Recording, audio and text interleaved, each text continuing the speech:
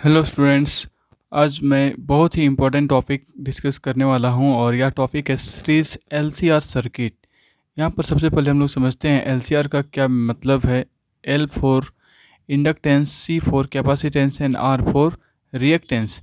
जैसा कि हम लोग इस सर्किट में देख पा रहे हैं, this is a AC source और इस सर्किट में there is a resistor, there is a inductor and there is a capacitor. इन तीनों का कॉम्बिनेशन से ये पूरा सर्किट बना है और this circuit is called LCR circuit. और ये कैसे हैं? All the three devices are in series. और ठीक है, तो चलिए हमें क्या करना है इस टॉपिक में, ये सबसे पहले हमें समझ देना है।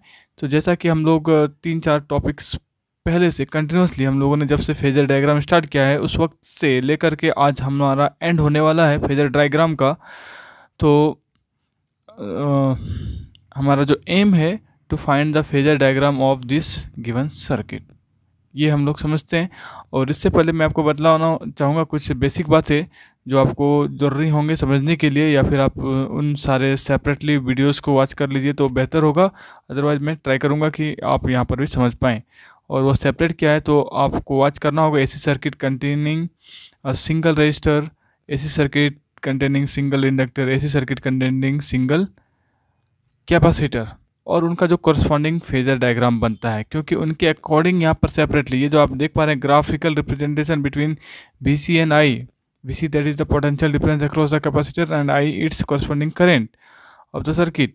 और इसी तरह से potential difference across the inductor and this is its current and phase angle both where we are saying this angle is pi by 2। इनके बीच का फेज डिफरेंस पाई बाई 2 होता है।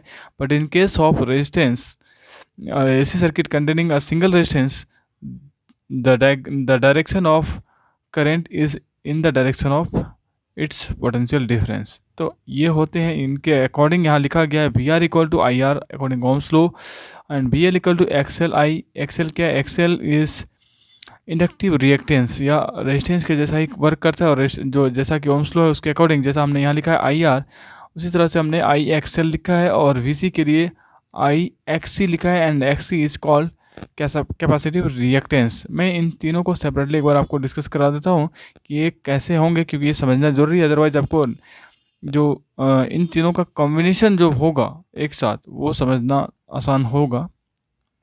सो नंबर 1 सबसे पहला है AC circuit containing a single register. और आपको मैं साइड में दिखलाता हूँ, यह जो सर्किट होगा, suppose this is AC and there is single resistor present here, इस तरह से है। यहाँ पर सबसे पहले आपको ज़रूरत पड़ता है EMF that is equal to E nought sine omega T से आप नंबर 1 करिए। जब आप इस प्रॉब्लम को जब आप सॉल्व करते हैं then we get I equal to I nought sine omega T. Fastly हम लोग समझ लेते हैं। अब देखिए हमें क्या करना है, हमें इनका करस्पॉन्डिंग ग्राफ बनाना है। वाई एक्सिस ड्रॉ करिए, एक्स एक्सिस ड्रॉ करेंगे और उसके बाद सबसे पहले क्या करना है तो सबसे पहले ईएमएफ को दिखलाएंगे हम लोग। और ईएमएफ को आप दिखला सकते हैं इस तरह से। ईएमएफ आप देख पा रहे हैं क्या एंगल बनाए हुए हैं, दिस इज ओमेगा टी, और ये भी ओमेगा टी बनाए हुए हैं, ईएमएफ भी ओमेगा टी और करंट ने भी ओमेगा टी बनाया है। तो आप इस वाले को सबसे पहले ओमेगा टी दिखलाइए and this is amplitude of the EMF. और हमें क्या करना होगा कि करंट को भी यहीं दिखलाना है। करंट का जो फेज है वो भी ओमेगा टी ही है। So this is again omega T. तो सबसे पहले देखिए हमें यहाँ पर दिखाई पड़ा जो डायरेक्शन करंट का है, जो डायरेक्शन करंट का है वही डायरेक्शन ईएमएफ का भी है। आप इस तरह से कर सकते हैं, जो डायरेक्शन इस ईएमएफ के फेजर का है वही डायरेक्शन इस करंट का, दोनों का है। और इसी के अकॉर्डिंग देखिए यहाँ पर आप देख पा रहे हैं ये दिखलाने का प्रयास किया गया। ईएमएफ के जगह पर वीआर लिखा गया है क्योंकि इस वाले सर्किट में जो सिंगल है, ये जो पोटेंशियल है, ये तो दोनों इक्वल होगा क्योंकि ये दोनों पैरेलल है। जबकि यहाँ पर ये सेपरेट 3 डिवाइसेस लगे हुए हैं। तो यह ईएमएफ के बराबर नहीं होगा, इनका ईएमएफ बढ़ेगा, और जो भी इनके अक्रॉस का पोटेंशियल है उसके अकॉर्डिंग यहाँ पर हमने लिखा V R and the direction of V R is in the direction of I. वाला आपने समझ लिया। उसके बाद इंडक्टर के केस में क्या होता है, तो सबसे पहले circuit fastly, this is a inductor. यहाँ पर हम लोग देखते हैं फर्स्ट ऑफ ऑल हमें जो ईएमएफ का एक्सप्रेशन है वह हमें सेम लेना है और सेम ही रहेगा। This is E not sine omega t. जो करंट का एक्सप्रेशन मिलता है ये हमें मिलता है I naught sine omega t minus pi by two. अब देखिए थोड़ा सा दिमाग लगाना है, ज़्यादा यहाँ कुछ मेहनत वाली बात नहीं है। हमें अब फेजर डायग्राम ड्रॉ करना है क्योंकि हमारे पास एक्सप्रेशन आ चुका है, और यहाँ से नहीं बन सकेगा, इसको थोड़ा इधर लेना होगा। यस राइट, इस तरह से एक्स एक्सिस और वाई एक्सिस हमने ले लिया। अब क्या करिए, तो सबसे पहले ईएमएफ को दिखलाने का प्रयास करेंगे, तो आपने ईएमएफ ऐसा दिखला दिया। इसे आप कहिए ओमेगा टी। क्यों, तो आप देख पा रहे हैं यहाँ पर ओमेगा टी लगा हुआ है। ठीक है, अब ये जो करंट आप देख पा रहे हैं, ये करंट का जो फेज़ है यह omega t minus pi by to है। इस ओमेगा टी से 90 डिग्री ये पीछे है। It is lagging, this current is lagging behind pi by two. तो इसको आपको हमें दिखाना पड़ेगा कहीं और। कहाँ दिखलाएंगे, 90 डिग्री पीछे। ये जो लाइन दिख पा रहे हैं ये ओमेगा टी बनाए हुए, यहाँ से 90 डिग्री पीछे चलना होगा, और इसके लिए आपको एक लाइन ऐसे ड्रॉ करना होगा। This is pi by to और राइट, ठीक है। So this is the expression for I note and this is the expression for E note. तो इस तरह से जब भी हम लोग दिखाते हैं सर्किट कंटेनिंग एन ऐसी सर्किट कंटेनिंग सिंगल इंडक्टर, तो आपको इस तरह का फेजर डायग्राम देखने को मिलता है। और ठीक है, राइट, चलिए तो मैं आपको दिखलाता हूँ। यहाँ आप देख पा रहे हैं ये जो इसका पोटेंशियल है VL है, यहाँ पर सेपरेट है इसलिए, अदरवाइज ये हम यहाँ पर EMF के तौर पर लिख सकते थे ई नोड, और ये आई का आई रहेगा। लेकिन ये तीनों का एक साथ कॉम्बिनेशन की वजह से इनका पोटेंशियल बटा है, और ये VL जहाँ से 90 डिग्री पीछे हमने यहाँ दिखाया है। तो ये आपको ध्यान में रखना है कि जो करंट होगा इंडक्टर के केस में वह इसके पोटेंशियल डिफरेंस से 90 डिग्री पीछे होगा। इसको ध्यान में रखते हुए हमने वहाँ पर दिखाया है, जो आपको ज़रूरत पड़ेगा भी बहुत जल्द। ठीक है, right. Next is now third device that is connected here, it is capacitor in AC circuit. इस तरह से आप देख पा रहे हैं यहाँ पर भी EMF equal to E not sine omega T. यहाँ पर कोई प्रॉब्लम नहीं है। नंबर 1, ये मैं से ठीक कर लेता हूँ, sign omega T 1। And current का जो एक्सप्रेशन हमें मिलता है, क्योंकि ये पूरे डेरिवेशन का पार्ट है, अगर आपको डिटेल में जाना है then you have to visit that video already I have made. So this becomes omega t plus pi by 2। तो ध्यान रखना है कि अब आप जो फेजर मिलने वाला है वो किस ढंग का होगा। वाई एक्सिस, एक्स एक्सिस, सबसे पहला क्या काम होगा, तो सबसे पहले EMF के लिए क्या है angle, you are seeing this is omega T. उसके बाद हमें दिखलाना है दिस करंट आई, जिसका phase angle omega T plus 5/2, और हमें इस डायरेक्शन में देखना पड़ता है इंक्रीजिंग ऑर्डर। तो ओमेगा टी से 90 डिग्री और आगे बढ़ेंगे। ओमेगा टी किसके लिए है, इस EMF का है। इस EMF का यहाँ से 90 डिग्री आगे आप बढ़ा दीजिए, and this is pi/2। This is for current I not, this is you can write pi/2। तो इस तरह से हमें ध्यान रखना है कि जो भी EMF होगा वहाँ से 90 डिग्री आगे होगा एंटी क्लॉकवाइज डायरेक्शन में, कौन, करंट।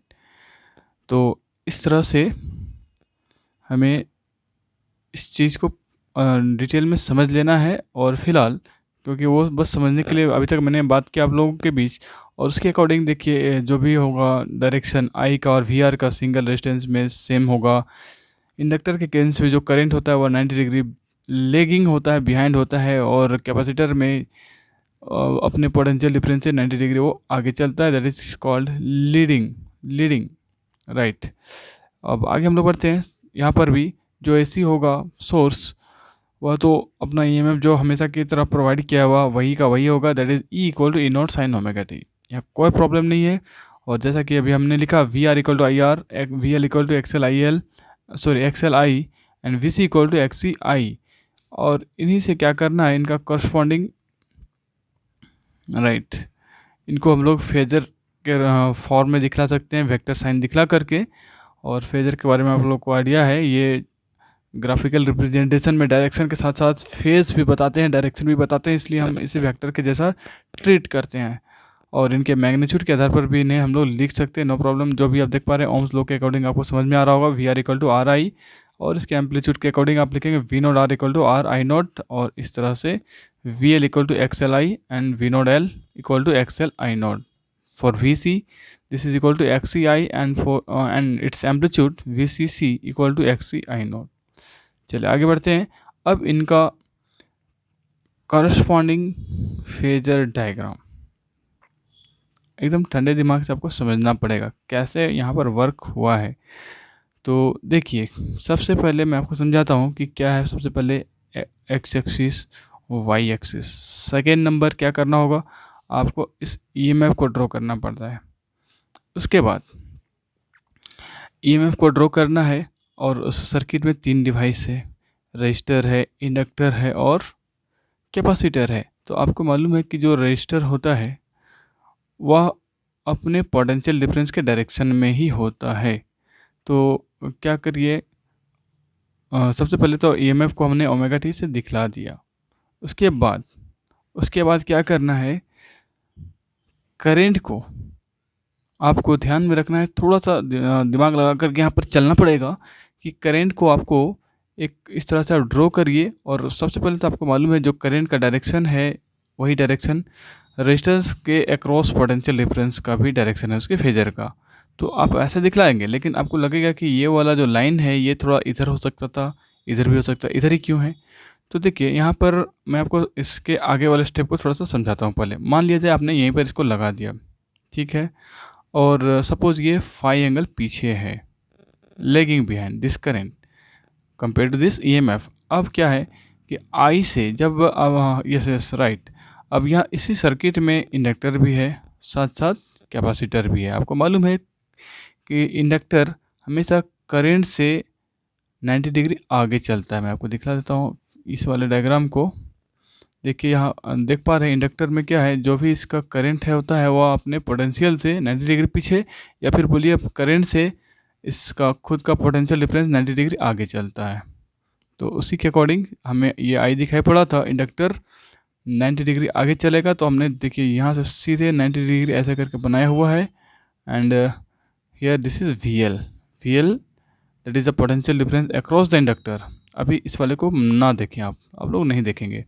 साथ साथ कैपेसिटर भी लगा हुआ है। हम कैपेसिटर में क्या देख पाते हैं, कैपेसिटर में यह जो करंट होता है वह अपने पोटेंशियल डिफरेंस से 90 डिग्री आगे होता है। कैपेसिटर में जो करंट है 90 डिग्री से आगे होता है और इंडक्टर 90 डिग्री से पीछे होता है। तो ये कॉन्सेप्ट लगाना है। यहाँ पर हम लोग देख पा रहे हैं यह जो कैपेसिटर है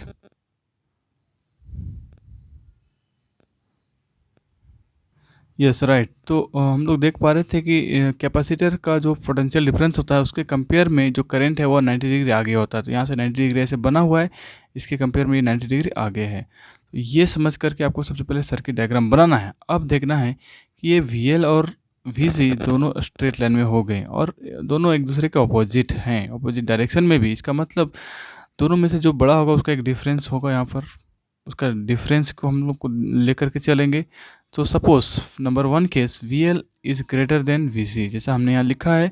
और सेकेंड केस हम लोग बात करेंगे this VL is less than VC। जब VL ग्रेटर होगा तो उसका जो नेट होगा उसको सपोज हमने इस डायरेक्शन में दिखला दिया। अब इस इफेक्ट को अभी आप हमें नहीं देखना है, नहीं ये VL है नहीं VC है। Net potential difference of the circuit that is VL minus VC, फिलहाल इसके अकॉर्डिंग।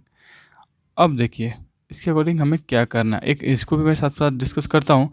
अगर मैं वी एल को लेस मानता हूँ तो ये क्या होगा, नेट इस डायरेक्शन में it will be V C minus V L. ये सिंपल है, आसानी से समझ में आ रहा है कि क्या यहाँ हुआ है। और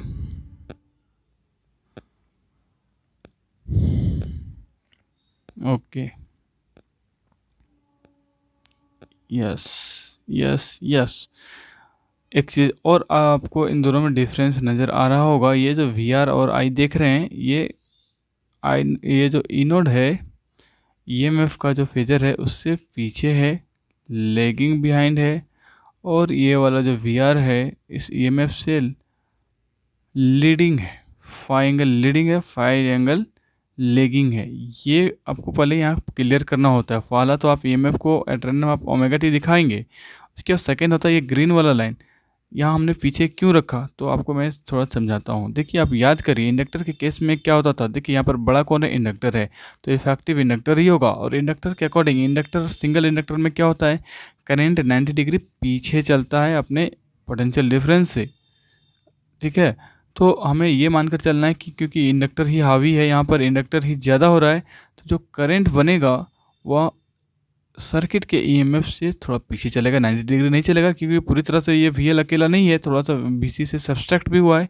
तो मान लिया जाए कि फाई एंगल पीछे होगा। तो ये आपको ट्रिक याद रहेगा कि वीएल एंगल पीछे यस। तो ये इंडक्टर के केस में करंट पीछे चलता है पाई बाय 2, तो उसी के अकॉर्डिंग यहाँ पर फाई एंगल पीछे चलेगा, क्योंकि पूरी तरह से ये वी एल नहीं है, ये वी एल माइनस वी सी है। और हम लोग यहाँ पर देखेंगे यहाँ पर बड़ा कौन है, तो ये कैपेसिटर बड़ा है। और कैपेसिटर के केस में हम लोग क्या देखते हैं, जो करंट होता है वह ईएमएफ से 90 डिग्री आगे चलता है, और ये 90 डिग्री आगे नहीं जाएगा, कुछ एंगल आगे बढ़ेगा, थोड़ा सा फेज आगे बढ़ेगा, क्योंकि ये सिंगल वी सी नहीं है, ये V C minus V L है। तो ये आपको थोड़ा सा ठंडे दिमाग से समझ लेना होगा कि ये दोनों सर्किट डायग्राम को हमने कैसे ड्रॉ किया।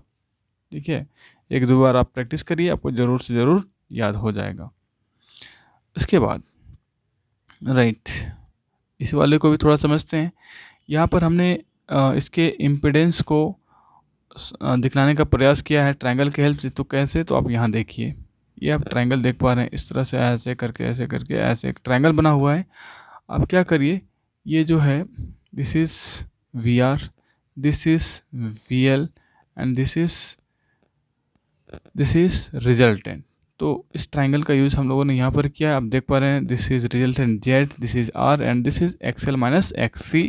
ये जो लाइन आप देख पा रहे हैं, this is equal to V L minus V C. और उसी के अकॉर्डिंग हमने यहाँ लिखा है एक्सएल माइनस एक्स सी, क्योंकि यहाँ पर हमने पोटेंशियल के रेस्पेक्ट में नहीं, हम लोगों ने यहाँ पर रेजिस्टेंस के रेस्पेक्ट में बात किया है। आप यहाँ से ऐसे भी कर सकते हैं, नो प्रॉब्लम। इसको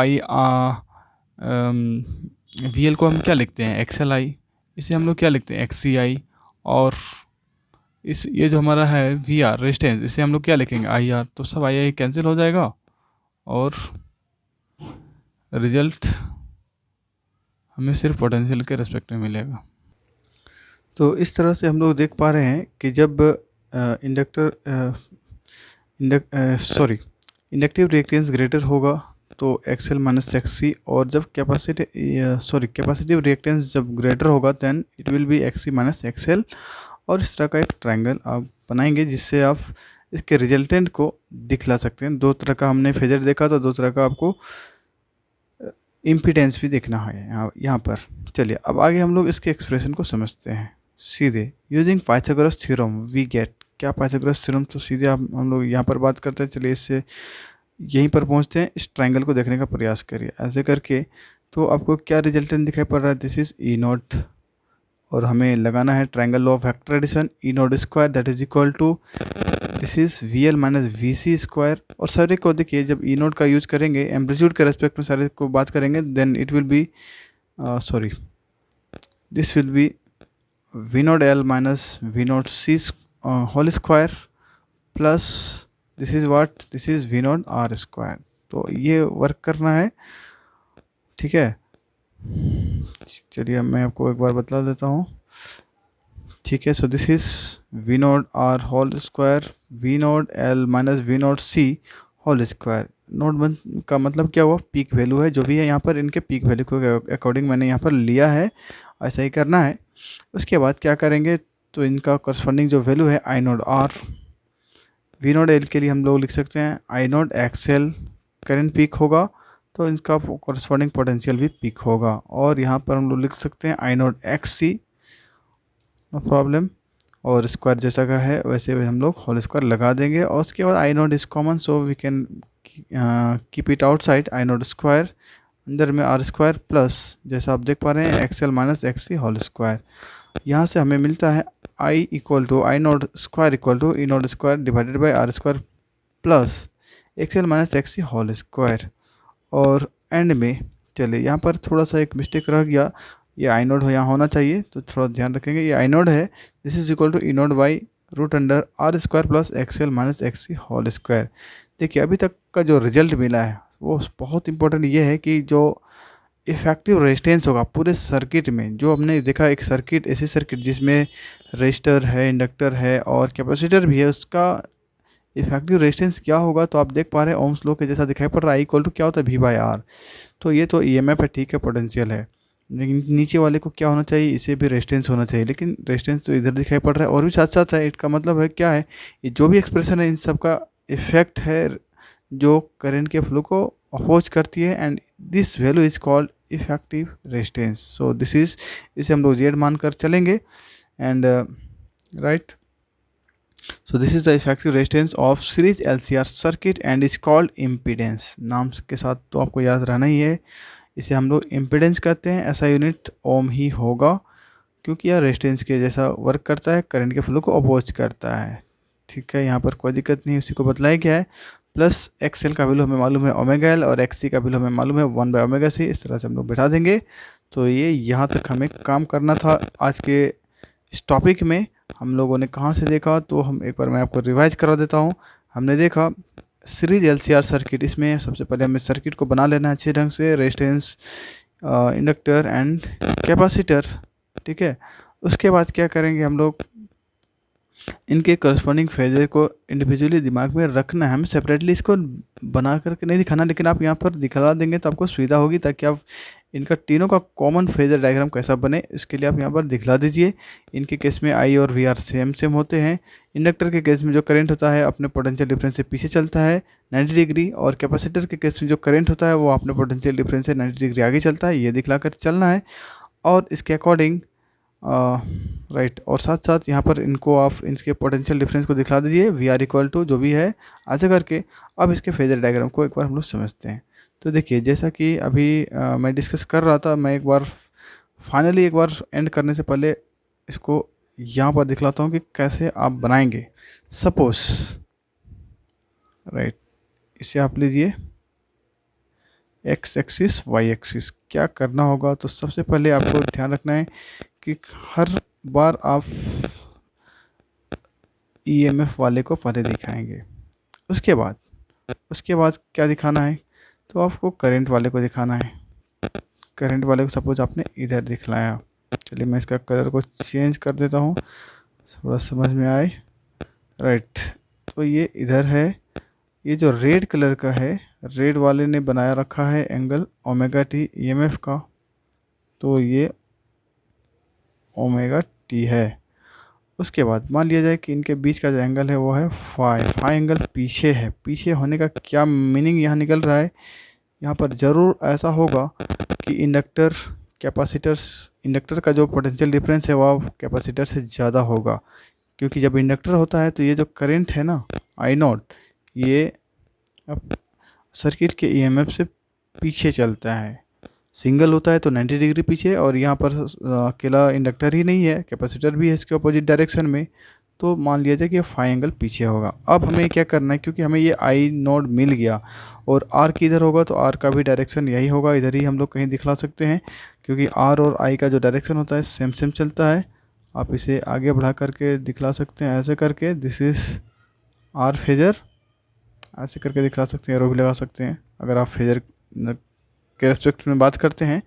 अब हमें क्या करना होता है, हमें दिखाना है पोटेंशियल डिफरेंस अक्रॉस इंडक्टर।